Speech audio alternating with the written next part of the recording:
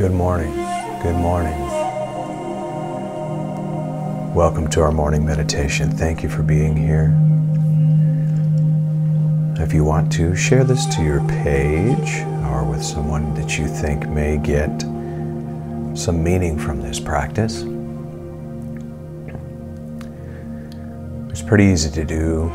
Just hit that share button and then share it to your page. Someone can join us now live, or you can also share it from our YouTube channel.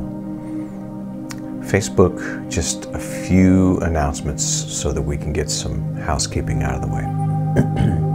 Facebook is going to be removing on April the 15th.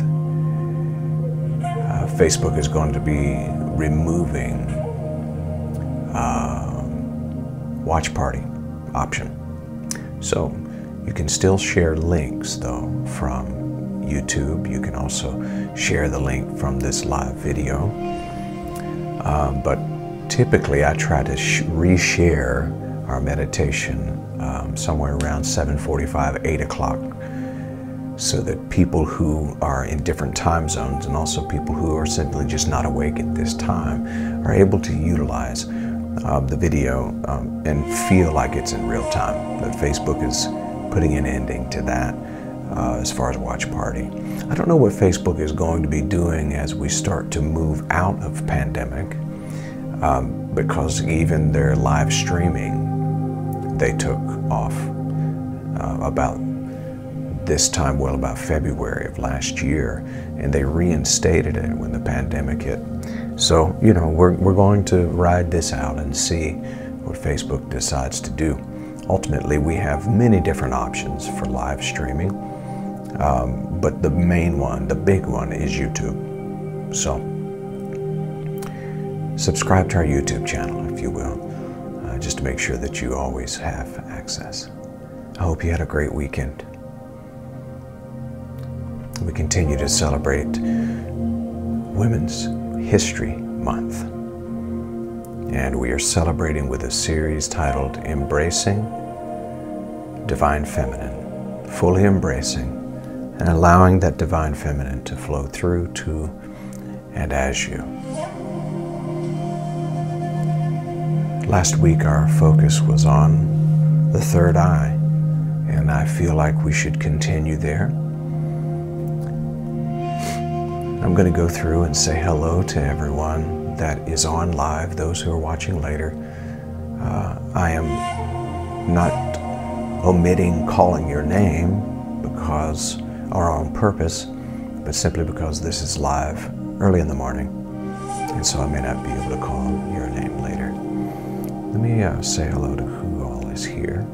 Karen Atlanta, thank you for being here.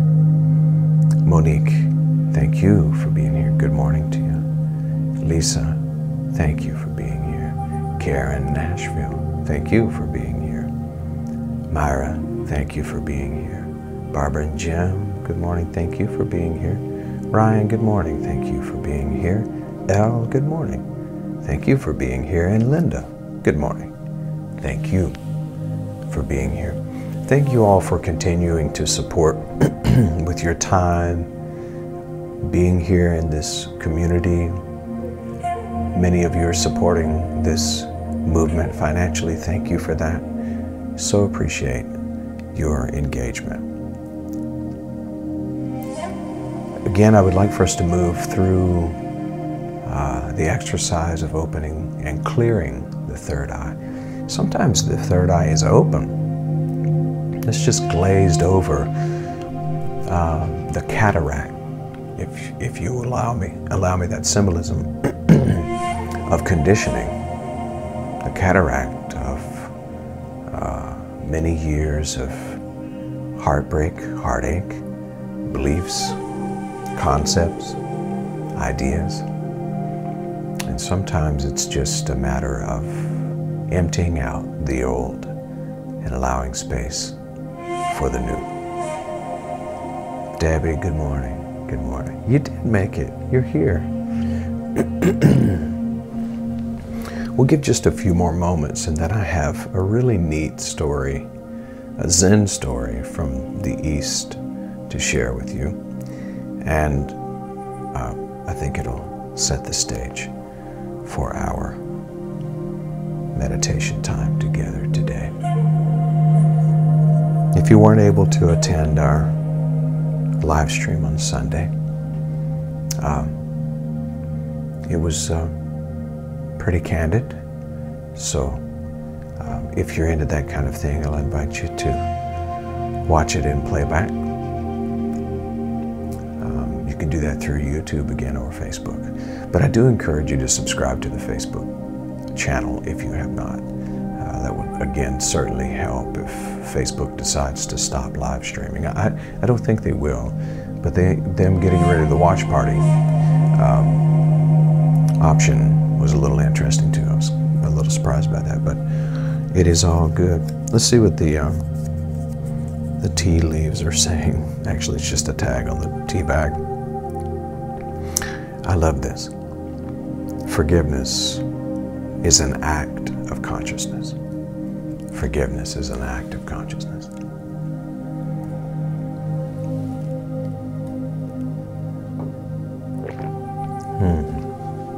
Those who are conscious forgive.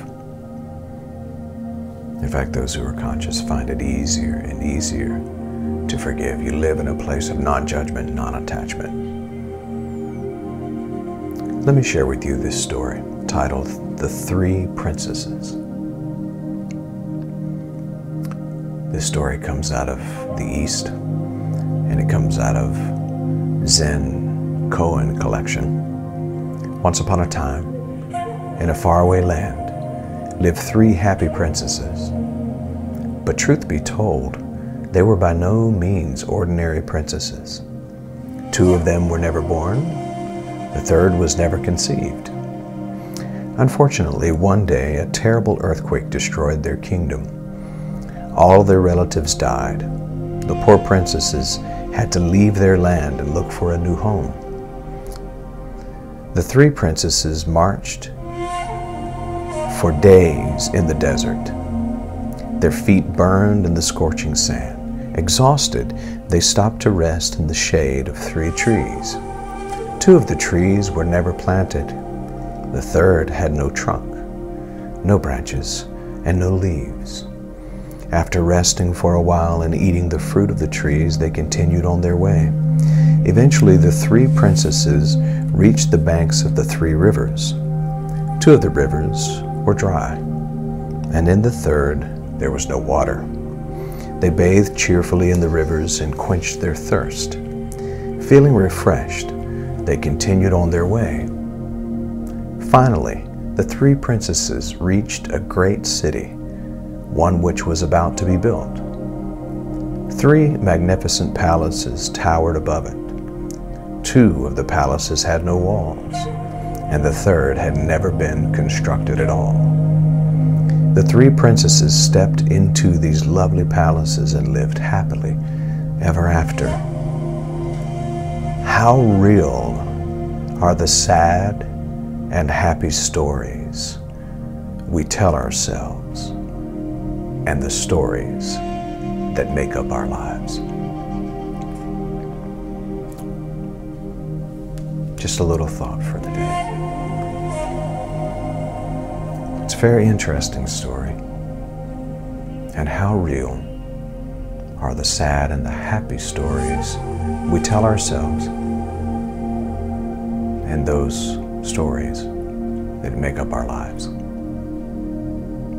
And this is another reminder to live in a constant state of emptying out, of letting go, of holding on to our beliefs very loosely, living a life of beautiful, wonderful, freeing non-attachment. Again, today we bring our attention to the third eye. Not so much opening it, but allowing it to be wiped clean of the dross, the dust, the mud, the dirt, of conditioning, the way we've been taught to believe. I don't endeavor to teach anyone what to believe or how to believe. In fact, I encourage us to let go of belief and make room for truth. Because the truth is what has set me free from the conditioning. The truth has set me free from this world of things. And now I get to walk lightly upon the earth. Lightly.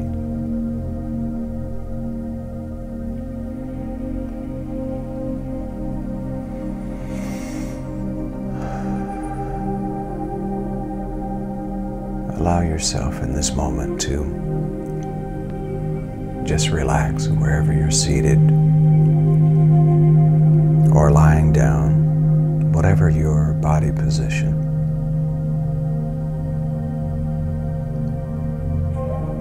Just become restful now.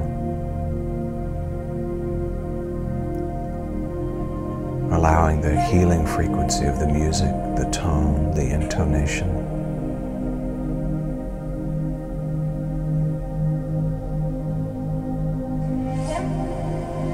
to just bring you into a space of total relaxation.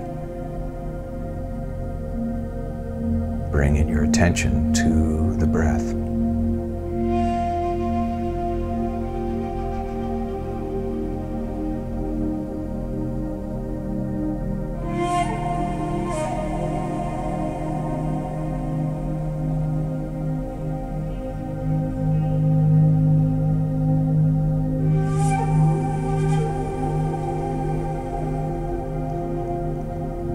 Remembering that the only thing that is permanent is that which changes not.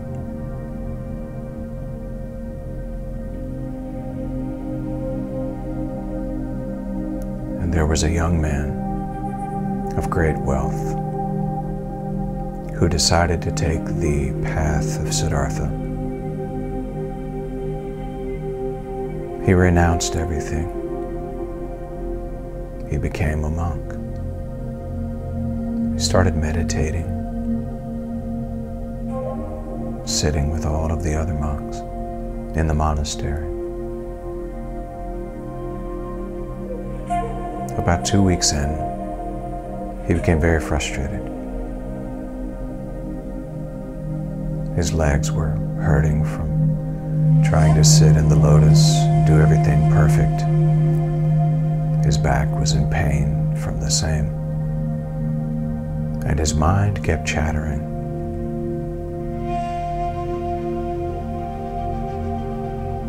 His frustration built.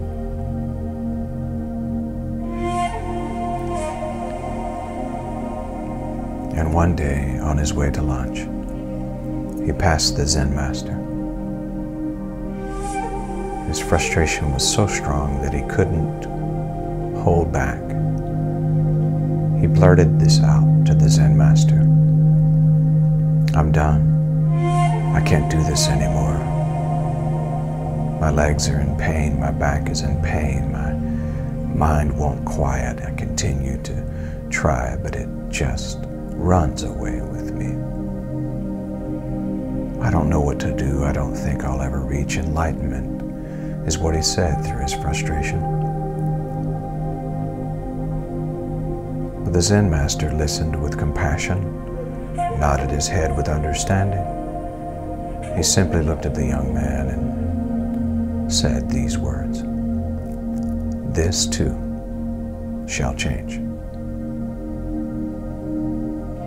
The young man, still a bit frustrated, but enamored and intrigued by the response, went and had lunch, and then in the afternoon returned to meditation. About 2 weeks later, the young monk realized that his legs weren't hurting quite as much. His back was fine. He was beginning to slow the mind. 2 months went by. The routine of the meditation had reached a place of bliss. He felt that he was really close to nirvana and really close to enlightenment. So on his way to lunch, he came across the Zen master, and he walked up to him very happily, and he tapped him on the shoulder, and he said, "Master, I think I'm almost there. I've learned to relax. I've learned to quiet the mind.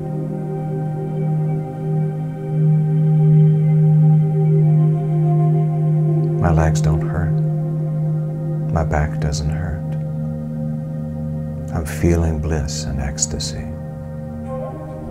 Well, the monk listened with compassion and nodded his head with understanding and looked at the young man and said, "This too shall change."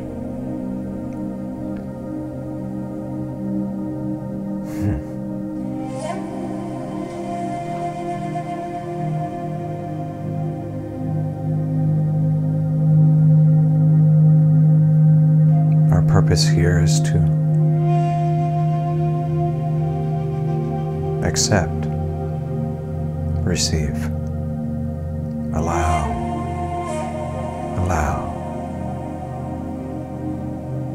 to be awake, aware, alert. The freedom is not from attachment, but in spite of, to be with it. And that's when it won't stick to us. Desires are there. The mind, the brain continues to race with thoughts. And we simply watch it, observe it. It is what it is. And I am that I am, the observer, the witness.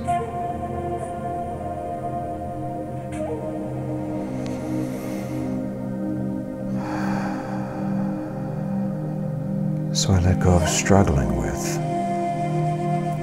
trying to rid myself of anything. The key to clarity is to let go.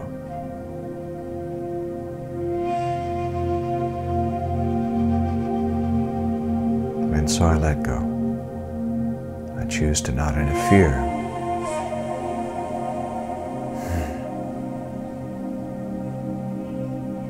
I practice in this moment non-interference.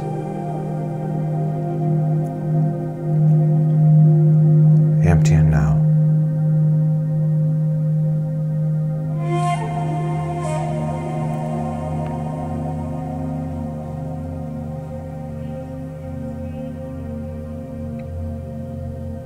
Holding my beliefs as if it were a caterpillar in my hands, just very lightly, knowing that if I grip it, I destroy its metamorphosis.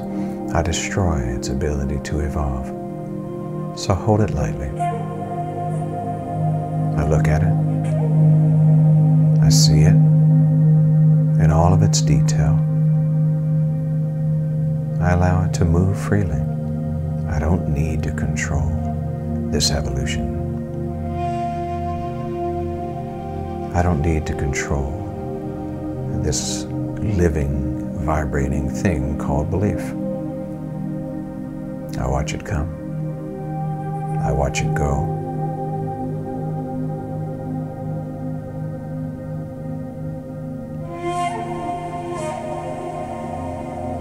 I receive what it's come to teach me, and I let it go when it's time.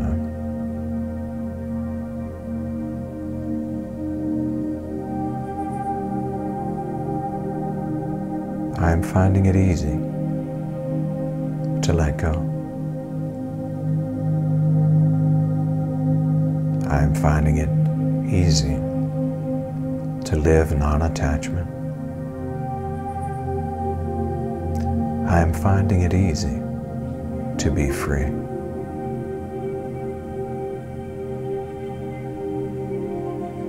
Once again, I am finding it easy to let go. I am finding it easy to live non-attachment. I am finding it easy to live free.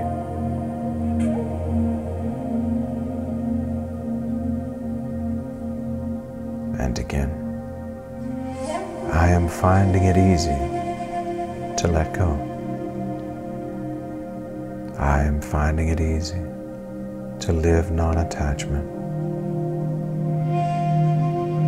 I am finding it easy to live free. Let's sit with that mantra in mind for just a moment. As thoughts arrive, just watch them. As ideas and imaginations arrive, just watch them. You don't have to create or work. There's nothing to do, nowhere to be, and no one to be in this moment. Let's sit together in the letting go, the non-attachment, and the freedom.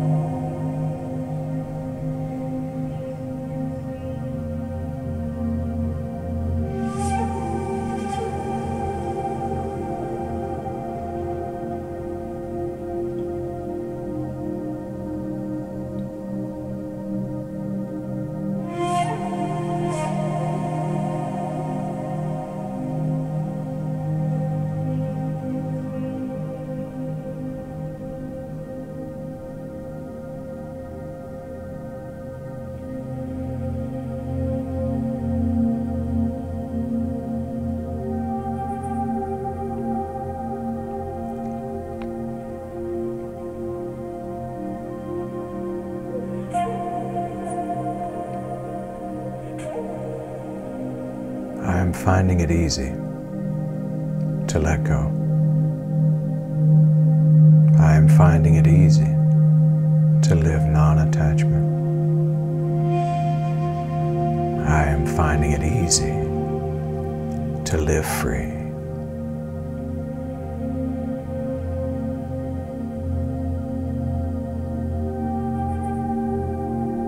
Now bring your attention to the third eye.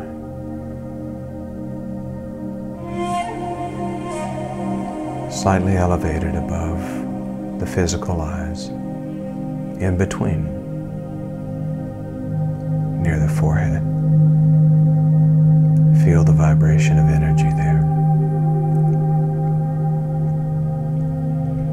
The cleansing, the clearing.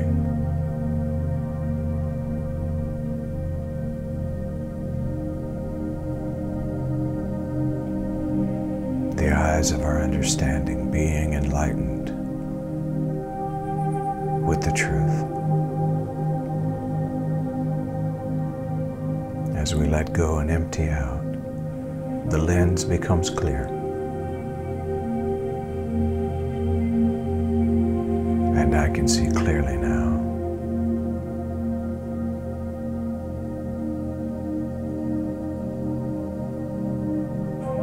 Letting go of conditioning.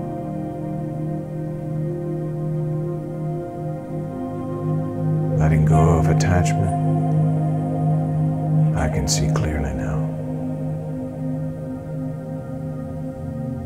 Letting go of belief.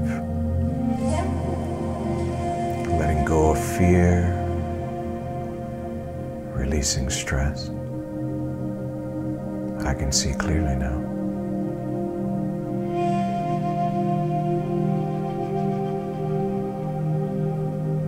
Letting go of identifications with our personalities. Letting go of all labels. I can see clearly now.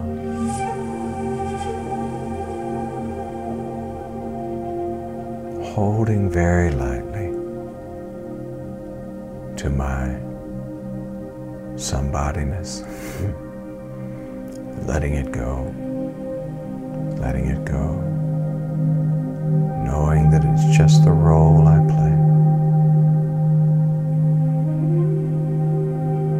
Much more aware now of my authentic, essential,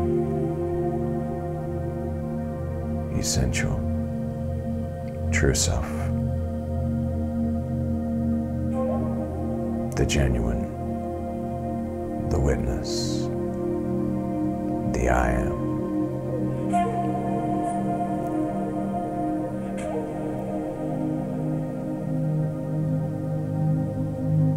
In this space, I'm finding it easy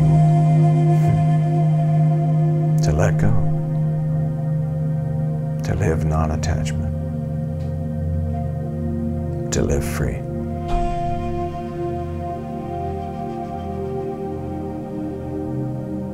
I am free.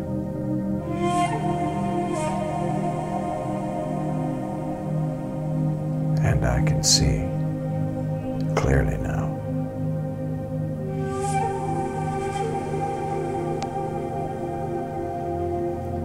As we bring this time to a conclusion, remember that you can always return to this space with the mantra, I find it easy to let go. I find it easy to live non-attachment. And I find it easy to live free. As you go throughout your day today,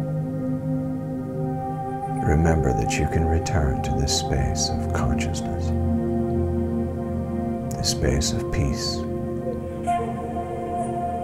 this space of pure bliss anytime throughout the day. You can do this by a deep breath and then bringing to mind this mantra. And if you can't remember the whole mantra, don't judge yourself, don't judge yourself. Just let it go. Be in that pure presence, because you are pure presence. I'm finding it easy to let go. I'm finding it easy to live non-attachment. And I'm finding it easy to live free. Receive a deep breath with me.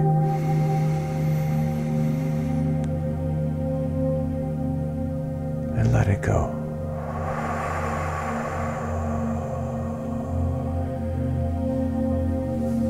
Namaste. Namaskar. Amitabha. Peace and grace. Love and mercy. Compassion.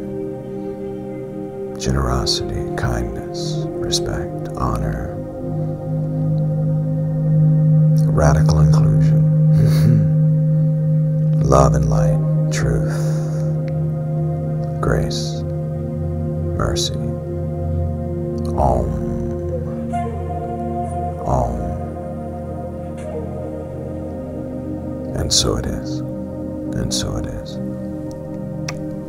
and so it is. Thank you, thank you, thank you, thank you for being here in this loving awareness space with me. Thank you for being here. Thank you all. And again, thank you for your continued support, this relationship that's being built.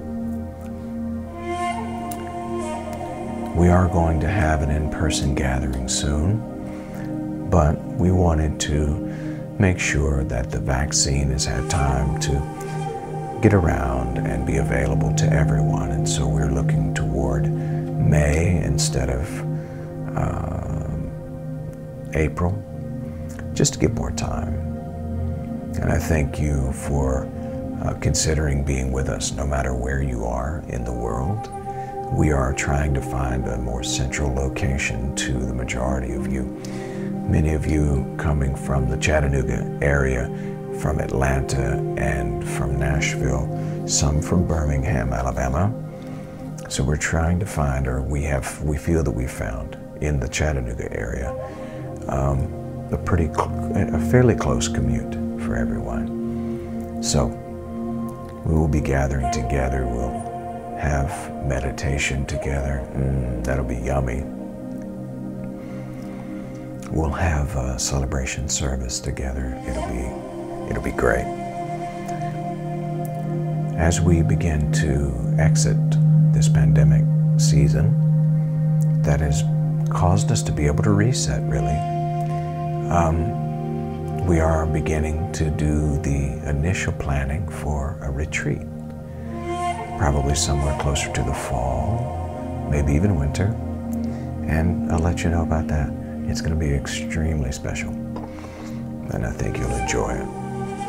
Okay, I love you very much. I'll see you on tomorrow. Go and make it a great day. Do that because you can. Peace.